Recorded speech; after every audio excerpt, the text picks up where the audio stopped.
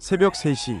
그 시간은 나에게 있어 단순한 시각적 구분이 아니었다. 그것은 일종의 경계선, 현실과 비현실이 아슬아슬하게 맞닿아 숨쉬는 찰나였다. 나는 올해로 30이 된 평범한 회사원 박민준이다. 서울 변두리의 오래된 빌라 3층. 좁지만 나름대로 독립적인 공간에서 살고 있다. 이 모든 끔찍한 이야기의 진원지는 바로 내 방 한구석에 굳게 자리 잡고 있는 저 낡은 나무 옷장이었다. 처음엔 대수롭지 않게 넘겼다. 이 낡은 빌라가 워낙 삐걱거리고 오래되어서 바람이 세게 불거나 혹은 집 자체가 미세하게 가라앉으면서 나는 소리겠거니 했다.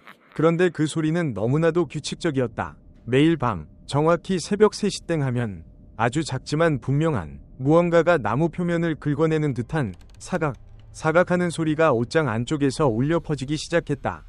처음 며칠은 잠결에 헛것을 들었겠거니 했다. 하지만 내 수면 패턴이 바뀌기 시작했다. 2시 50분만 되어도 심장이 쿵쾅거리며 잠이 달아났다. 누워서 천장을 응시하고 시계를 확인하고 또 확인한다. 그리고 그 순간이 온다. 3시 정각. 귓가에 선명하게 박히는 그 소리. 긁는 소리. 마치 손톱이나 혹은 뾰족한 무언가가 얇은 나무판을 긁어내려 필사적으로 탈출하려 애쓰는 듯한 소리. 나는 원래 겁이 많은 사람이 아니었다. 군대에서도 그랬고 사회생활에서도 늘 강한 척하며 살아왔다. 하지만 이 소리는 이성으로는 도저히 설명이 되지 않았다. 나는 그 옷장을 샀을 때부터 있었다. 내가 이사 오기 10년 전부터 이 빌라에 있었던 짙은 갈색의 무겁고 거대한 이중문 옷장. 문은 항상 잠겨 있었다. 이전 세입자들이 짐을 다 빼고 나갔을 때부터 그랬고 나도 열쇠가 없었다. 사실 열쇠를 찾을 시도도 하지 않았다. 워낙 오래돼서 열쇠 구멍이 녹슬어 붙어 있을 것 같았고 억지로 열려다가 망가질까 봐 두려웠다. 옷장 안에는 아무것도 없었고 냄새도 나지 않았다. 그저 텅 빈 공간이라고 나는 스스로를 설득했다. 하지만 긁는 소리는 끊임없이 나를 괴롭혔다. 일주일이 지나자 나는 만성 수면 부족에 시달렸다. 눈밑은 까맣게 멍들었고 집중력은 바닥을 쳤다. 회사에서 실수를 연발했고 사람들은 나를 이상한 눈초리로 쳐다보기 시작했다. 박 대리, 요즘 안색이 왜 그래? 잠 못 잤어? 동료들의 걱정 섞인 질문은 오히려 나를 더 예민하게 만들었다. 결국 나는 이 상황을 끝내야겠다고 결심했다. 이 소리가 무엇이든 내 삶을 파괴하는 이 밤의 의식을 멈춰야 했다. 첫 번째 시도는 이성적인 접근이었다. 나는 옷장 앞에 앉아 대화를 시도했다. 새벽 3시 5분이 되자마자 긁는 소리가 잦아들었다. 나는 숨을 죽인 채 말했다. 거기 누구세요? 왜 자꾸 긁는 겁니까? 제가 해드릴 수 있는 일이 있나요? 정적이 흘렀다. 긁는 소리는 멎었다. 나는 희망을 가졌다. 하지만 바로 그때 긁는 소리가 멈춘 것이 아니라 소리의 성격이 변했다. 사각이 아니라 마치 무언가 단단한 것으로 나무를 쾅 두드리는 듯한 둔탁한 소리로 바뀌었다. 그리고 내 이름을 부르는 듯한 형언할 수 없는 낮은 웅얼거림이 들려왔다. 민준아. 목소리는 아니었다. 목소리라기보다는 공기를 찢는 듯한 뼈를 울리는 저주파 진동에 가까웠다. 그 순간 온몸의 털이 곤두섰고 나는 비명을 지르려 했으나 목소리가 나오지 않았다. 마치 누군가 내 목구멍을 꽉 쥐고 있는 듯한 공포였다. 나는 그대로 주저앉아 버렸다. 옷장문에 바짝 붙어있던 내 얼굴이 차가운 나무의 냉기에 얼어붙는 기분이었다. 다음날 나는 이 집에 사는 동안 처음으로 공구를 챙겼다. 나는 이 옷장을 부숴버릴 생각이었다. 자물쇠는 녹슬어 있었지만 드릴로 구멍을 뚫어 강제로 열쇠 뭉치를 부숴버렸다. 쇠 부딪히는 날카로운 소리가 빌라 전체에 울려 퍼졌지만 더 이상 두려울 것이 없었다. 이성을 잃기 직전이었으니까. 마침내 굉음과 함께 자물쇠가 부서지고 나는 덜덜 떨리는 손으로 거대한 옷장 문을 열었다. 끽하는 끔찍한 마찰음을 내며 문이 열렸다. 새벽의 희미한 빛이 방 안으로 새어 들어오고 있었고 나는 숨을 참고 옷장 안을 들여다보았다. 텅 비어 있었다. 아무것도 없었다. 먼지조차 희미했다. 옷장 안쪽 나무벽은 깨끗했고 긁힌 흔적 하나 없었다. 나는 멍하니 서 있었다. 내가 지난 몇 주 동안 겪었던 모든 공포, 수면 부족, 광기 어린 집착이 이 텅 빈 공간 때문이었다는 말인가? 나는 정신이 나갔던 걸까? 나는 자물쇠가 부서진 문을 덜컹거리며 닫았다. 그리고 그날 밤 나는 깊은 잠에 빠졌다. 두려움이 사라진 탓일까? 아니면 나의 뇌가 스스로를 보호하기 위해 잠시 현실을 부정하는 것일까? 하지만 안심은 잠시였다. 새벽 3시 정각. 사각. 소리가 다시 시작되었다. 그리고 이번에는 달랐다. 소리가 더 크고 더 절박했으며 더 가까이에서 들렸다. 이전에는 안쪽에서 나는 소리였다면 이번에는 문 바로 뒤, 손이 닿는 바로 그 표면에서 나는 듯했다.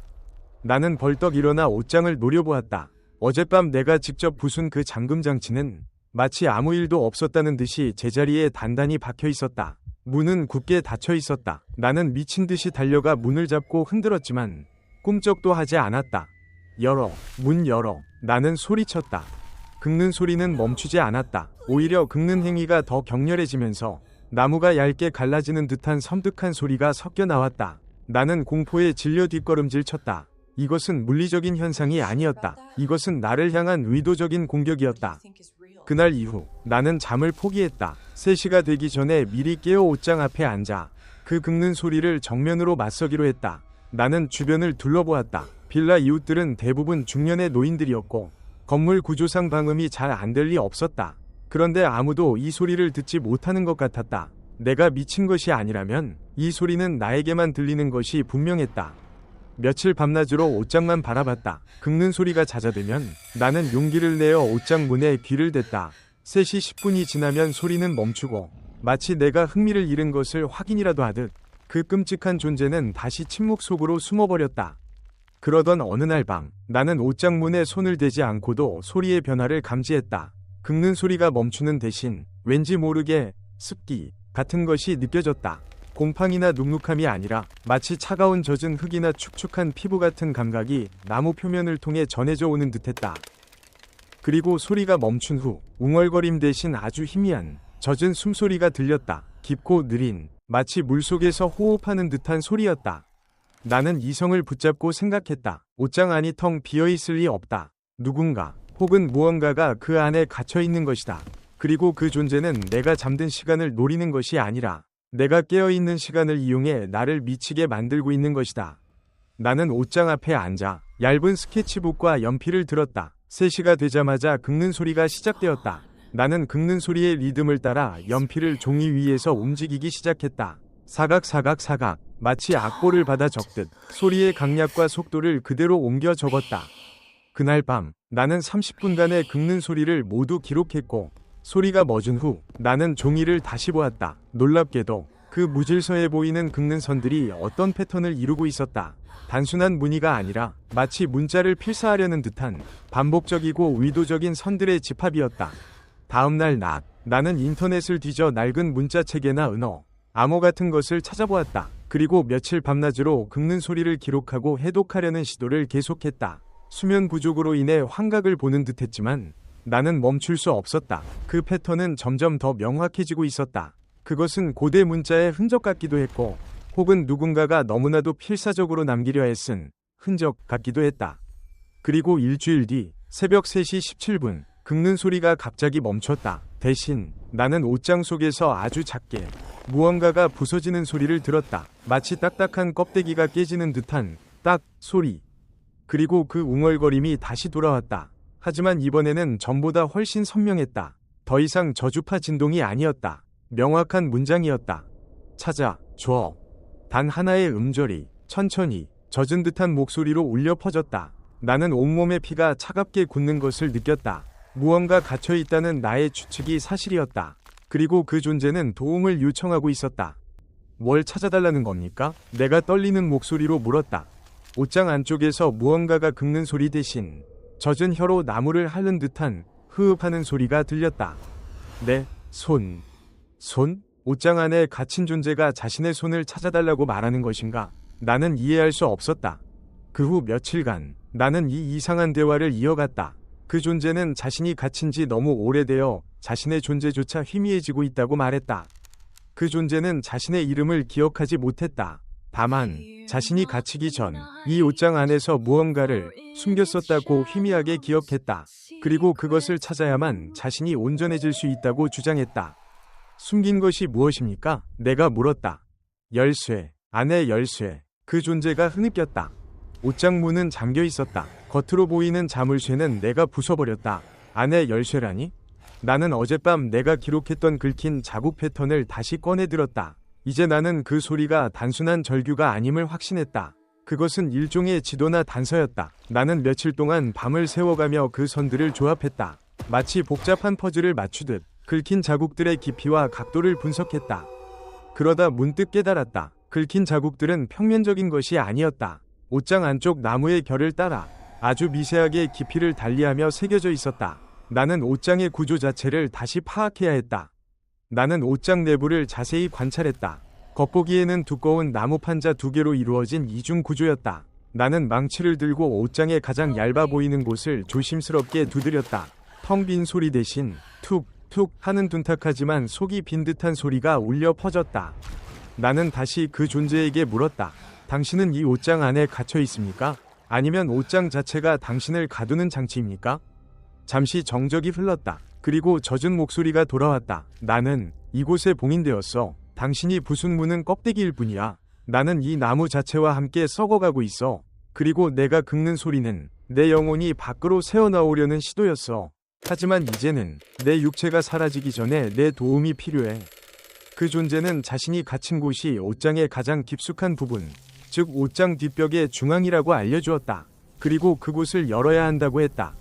나는 두려웠지만 이 빌라를 떠날 수 없었다.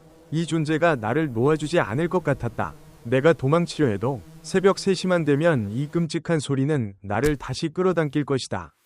다음 날, 나는 전문가를 부르려 했지만 낡은 빌라의 이상한 가구 때문에 전문가가 오면 이 모든 일을 설명할 수 없었다. 결국 나는 스스로 옷장을 해체하기로 했다. 나는 옷장의 뒷판을 공략했다. 얇은 못으로 고정된 뒷판을 뜯어내기 시작했다. 징 소리가 사방으로 울려 퍼졌다. 이웃들이 시끄럽다고 항의할까봐 심장이 떨렸지만 이미 돌이킬 수 없는 지점이었다.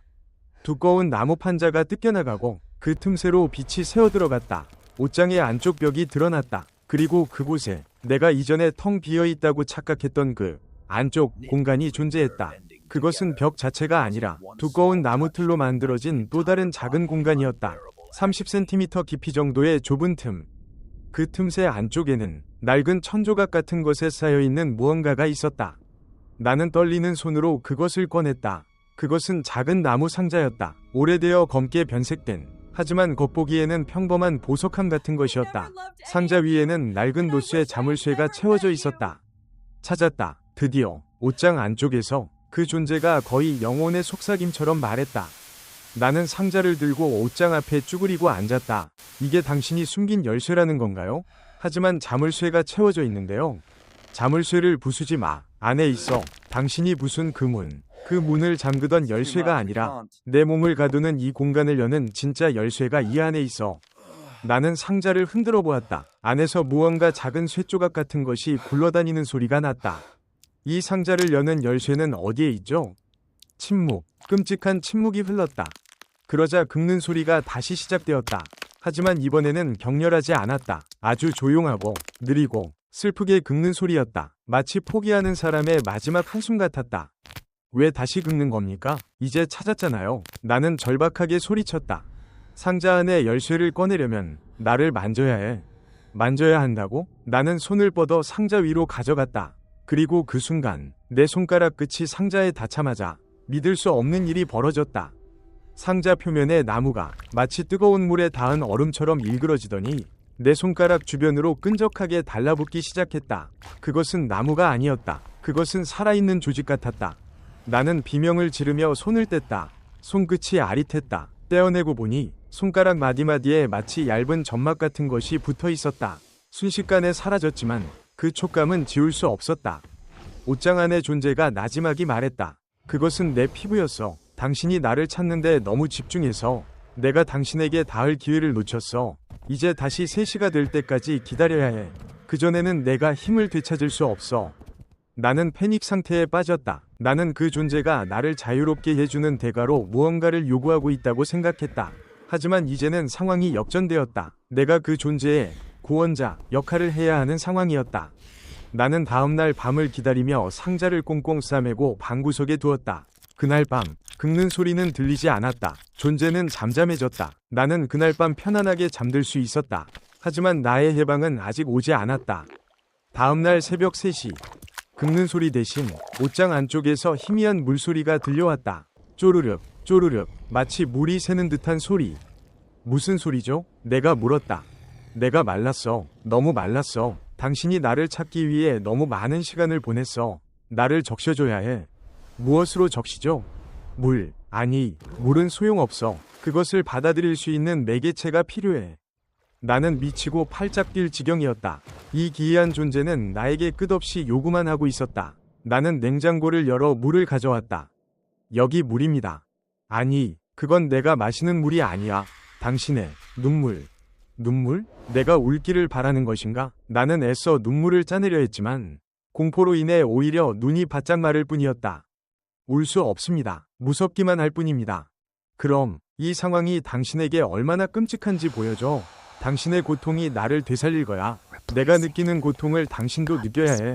그래야 당신이 나를 꺼내줄 의지를 가질 수 있어. 나는 결국 이 게임에 지배당하고 있음을 인정했다. 나는 옷장 앞에 앉아 억지로 눈물을 짜내기 시작했다. 슬픈 영화를 떠올리고 죽은 가족을 생각하며 자해하듯 감정을 몰아붙였다. 결국 눈물 한 방울이 툭 떨어져 낡은 나무 틈새로 흘러들어갔다. 그 순간 옷장 안에서 흡 하는 강렬한 빨아들이는 소리가 났다. 그리고 긁는 소리가 다시 시작되었다. 하지만 이번에는 이전보다 훨씬 강하고 생명력이 넘치는 소리였다. 존재가 말했다. 고마워. 이제 조금 회복됐어. 이제 상자를 다시 가져와. 나는 상자를 다시 꺼냈다. 상자를 만지자 이번에는 달라붙지 않고 따뜻한 온기가 느껴졌다. 나는 용기를 내어 상자의 노쇠 자물쇠를 손가락으로 눌렀다. 사가버린 자물쇠가 힘없이 툭 떨어져 나갔다. 상자가 열렸다. 안에는 낡은 가죽끈에 묶인 작은 황동 열쇠 하나가 들어있었다. 그 열쇠는 내가 처음에 부수려 했던 옷장 문에 달렸던 자물쇠의 열쇠와는 전혀 다른 작고 정교한 모양이었다. 이것이 옷장 속 공간을 여는 열쇠군요. 내가 말했다. 그래, 그 좁은 틈새 안쪽 바닥에 숨겨진 작은 홈이 있을 거야. 그곳에 이 열쇠를 꽂아. 나는 뜯겨나간 뒷벽의 틈새로 손을 집어넣었다. 곰팡이 냄새와 흙냄새가 섞인 차가운 공기가 내 팔을 감쌌다. 손가락 끝으로 더듬자 나무 바닥에 아주 미세한 홈이 느껴졌다. 내가 손전등을 비춰보니 열쇠 구멍처럼 작게 파여 있었다. 나는 황동 열쇠를 조심스럽게 그 홈에 맞추고 돌렸다. 치익 하는 소리와 함께 옷장 가장 안쪽 벽의 그 좁은 틈새 전체가 마치 하나의 문처럼 안쪽으로 쉬익 소리를 내며 미끄러지듯 열렸다. 이제 옷장 안쪽은 완전히 열려 있었다. 방 안으로 어둠이 쏟아져 들어왔다. 그것은 이전의 텅 빈 공간이 아니었다. 그것은 작은 방이었다. 1m 높이, 50cm 폭, 30cm 깊이 정도 되는 벽 안에 숨겨진 벽장이었다. 그리고 그 방 안에는 무언가가 웅크리고 앉아 있었다.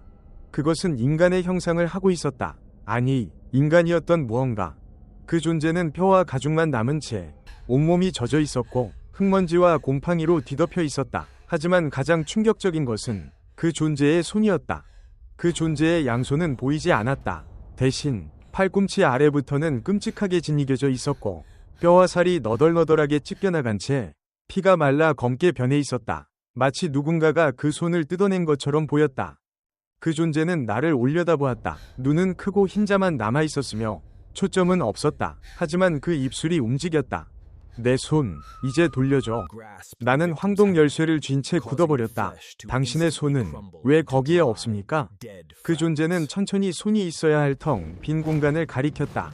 그리고는 쉰 목소리로 말했다. 내가 갇히기 전에 이 옷장 안에 무언가를 숨겼어. 그것을 지키려고 했지. 하지만 그들이 내 손을 뜯어냈어. 그리고 그들은 내 손을 상자 안에 봉인했지.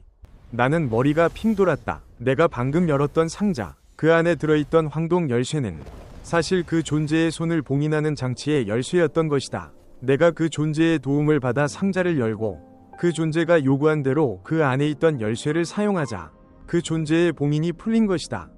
당신이 숨긴 것은 무엇입니까? 내가 떨리는 목소리로 물었다. 그 존재는 찢겨진 팔을 들어 좁은 방의 벽을 가리켰다. 손이 없으니 너덜거리는 살점으로 벽을 짚었다. 저 안에 내가 세상에 보여주지 않으려 했던 모든 것. 나는 손전등을 벽에 비추었다. 좁은 공간의 뒷벽에는 수많은 글자들이 칼로 그어진 듯 새겨져 있었다. 그것은 내가 옷장에서 녹음했던 긁는 소리의 패턴보다 훨씬 더 복잡하고 광범위한 내용이었다. 그것은 일기였다. 오래전 이 빌라에 살았던 한 사람의 필사적인 고백이었다. 그 일기는 이 옷장이 지어진 배경에 대한 것이었다. 이 집주인이자 옷장을 만든 사람이 자신의 끔찍한 범죄를 기록해두고 그것이 드러나지 않도록 모든 증거를 이 옷장 깊숙한 곳에 봉인했다는 내용이었다. 그리고 그 봉인 과정에서 그의 양심, 즉 자신의 손이 그 진실을 지키는 대가로 희생되었다는 것이다. 그는 자신의 손을 뜯어내어 상자에 넣어 봉인하고 그 열쇠를 옷장 깊숙한 곳에 숨겼던 것이다. 나는 범죄자였어. 내가 저지른 일은 용서받을 수 없어. 하지만 나는 이 악몽을 끝내고 싶었어. 그래서 내 죄의 기록을 봉인했지. 하지만 봉인이 깨지면서 내 존재 자체가 이 나무와 함께 부패하기 시작했어. 나는 나갈 수도 없고 죽을 수도 없었어. 나는 그제야 깨달았다. 새벽 3시에 들리던 긁는 소리는 봉인된 진실이 나무를 뚫고 나오려 발버둥 치는 소리였고 그 존재의 웅얼거림은 자신의 고통과 봉인을 풀어달라는 간청이었다는 것을. 당신이 원하는 것은 무엇입니까? 당신은 이제 자유로워졌습니다. 이 방을 떠나세요. 그 존재는 고개를 저었다. 아니, 나는 갈 수 없어. 나는 이 나무의 일부가 되어버렸어. 내 육신은 이미 부패했고 나는 이곳에서 영원히 이 기록을 지키며 속죄해야 해. 하지만 나는 이제 내 손이 필요해. 그 존재는 찢겨진 팔목을 내밀었다. 그 상자 안에 있는 내 손, 그것을 여기에 가져다 놓으면 나는 비로소 온전한 죄의 증인이 될 수 있어. 그리고 당신은 이 모든 것에서 해방될 거야. 나는 떨리는 걸음으로 옷장 밖으로 나갔다. 밖으로 나오자 아침 해가 창문을 통해 희미하게 비치고 있었다. 나는 다시 상자를 들고 안으로 들어갔다. 상자 안에는 낡은 가죽끈에 묶인 2개의 손이 들어있었다. 사람의 손이라고 하기엔 너무나 끔찍한 상태였다. 뼈와 가죽이 뒤섞인 채 마치 흙에서 막 뽑아낸 뿌리 같았다. 나는 그 손들을 조심스럽게 꺼내 찢겨진 채 나를 기다리는 존재 앞에 놓았다. 존재는 마치 어머니가 아기를 품듯 그 끔찍한 손들을 2 팔이 있던 자리에 가져갔다. 그리고 기적이 일어났다. 찢겨나간 살점들이 곰팡이 냄새와 함께 천천히 서로를 향해 융합되기 시작했다. 뼈들이 제자리를 찾아가고 짓이겨졌던 피부가 다시 팽팽해지기 시작했다. 단 몇 초 만에 그 존재의 양손은 온전한 모습으로 돌아왔다. 그것은 핏기 없이 창백했지만 완벽하게 형태를 갖춘 인간의 손이었다. 존재는 2 손을 바라보았다. 그리고는 눈물을 흘렸다. 이번에는 진짜 눈물이었다. 맑고 깨끗한 물방울이 뺨을 타고 흘러내렸다. 감사합니다. 박민준 씨, 당신 덕분에 나는 비로소 나의 죄를 온전히 마주할 수 있게 되었습니다. 존재는 온전해진 손으로 자신이 새겨놓은 범죄 기록들을 천천히 쓸어내렸다. 이 기록들이 세상에 알려져야만 해. 나는 여기에 영원히 갇혀 있겠지만 이 진실은 빛을 봐야 하니까. 그는 나를 똑바로 쳐다보았다. 그의 눈은 더 이상 희게 변하지 않았다. 그 안에는 깊은 슬픔과 함께 해방감이 서려 있었다. 이제 가세요. 이 옷장은 다시 봉인될 겁니다. 제가 스스로를 가둘 겁니다. 당신은 이 집에 더 이상 머물러서는 안 됩니다. 나는 아무 말도 할 수 없었다. 나는 그저 고개를 끄덕이고 텅 빈 상자와 뜯겨나간 뒷판을 뒤로 한 채 방을 나왔다. 나는 그날 곧바로 짐을 쌌다. 이사를 결정했다. 그 존재가 나에게 준 마지막 선물은 영원한 안식이었다. 내가 방을 나서기 직전 나는 마지막으로 옷장 문을 닫았다.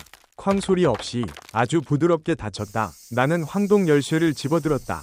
그 열쇠는 이제 아무 소용이 없었다. 내가 문을 닫고 복도로 나오자 쿵 하고 묵직한 소리가 들렸다. 내가 아침에 뜯어냈던 옷장 뒷판이 저절로 제자리에 다시 붙는 소리였다. 그리고 옷장 내부에서 낡은 나무가 삐걱이는 소리가 들려왔다. 그것은 긁는 소리가 아니었다. 그것은 마치 무언가를 깊숙이 아주 단단하게 다시 봉인하는 듯한 무겁고 영구적인 잠금 소리였다. 나는 그날 그 빌라에서 도망치듯 나왔다. 그리고 새로운 집으로 이사했다. 나는 그 빌라에 대한 모든 기록을 지웠다. 이사 온 지 1년이 지난 지금 나는 다시 평화롭게 잠을 잔다. 새벽 3시에도 나는 곤히 잠든다. 더 이상 긁는 소리는 들리지 않는다.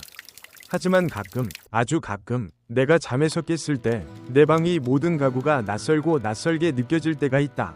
마치 내가 이 세상의 것이 아닌 다른 곳에서 잠시 빌려와 살고 있는 것만 같은 기분이 든다.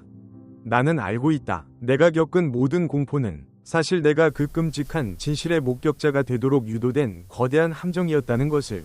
그리고 그 진실은 지금도 짙은 갈색의 낡은 옷장 속에서 자신을 완전히 가둔 채 영원히 잠들어 있을 것이다. 새벽 3시의 공포는 이제 내 기억 속에서만 존재하는 가장 끔찍한 비밀이 되었다. 그리고 그 비밀을 지켜줄 사람은 나뿐이다.